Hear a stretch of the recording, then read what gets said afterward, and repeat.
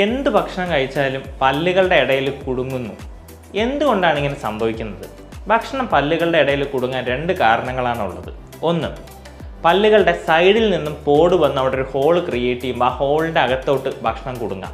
രണ്ടാമത്, രണ്ട് പല്ലുകളുടെ ഇടയിലുള്ള എല്ല് തേയ്മാനം വന്ന് അവിടെ ഒരു ഗ്യാപ്പ് ക്രിയേറ്റ് ചെയ്യുമ്പോൾ അവിടെയും ഭക്ഷണം കുടുങ്ങാം. നമ്മൾ എന്താണ് ഇതിന് ചെയ്യാറ്? ഒരു ടൂത്ത് പിക്ക് എടുക്കും, അതിനെ ക്ലീൻ ചെയ്ത് കളയും. അതല്ല വേണ്ടത്. ടൂത്ത് പിക്ക് എടുത്ത് ക്ലീൻ ചെയ്യുമ്പോൾ എല്ല് തേയ്മാനം വന്നിട്ടുണ്ടെങ്കിൽ അത് എൻഹാൻസ്ഡ് ആവാനും കൂടുതൽ എല്ല് തേയ്മാനം വരാനും ആദ്യം ചെറിയ ഭക്ഷണങ്ങൾ കുടുങ്ങിയിരുന്നിടത്ത് വലിയ വലിയ ഭക്ഷണ സാധനങ്ങൾ കുടുങ്ങാൻ തുടങ്ങുകയും ചെയ്യും. സോ ഇതിന് കൃത്യമായൊരു പ്രൊഫഷണൽ ഡെൻ്റൽ കെയർ നിങ്ങൾ ചെയ്യണം. ഇനി ക്ലീൻ ചെയ്യുകയാണെങ്കിൽ തന്നെ ടൂത്ത് പിക്ക് ഉപയോഗിക്കാണ്ട് അതിൻ്റേതായ സാധനങ്ങൾ, ഡെൻ്റൽ ഫ്ലോസ്, ഇൻ്റർഡെൻ്റൽ ബ്രഷ് തുടങ്ങിയ സാധനങ്ങൾ ഉപയോഗിച്ച് ക്ലീൻ ചെയ്യണം.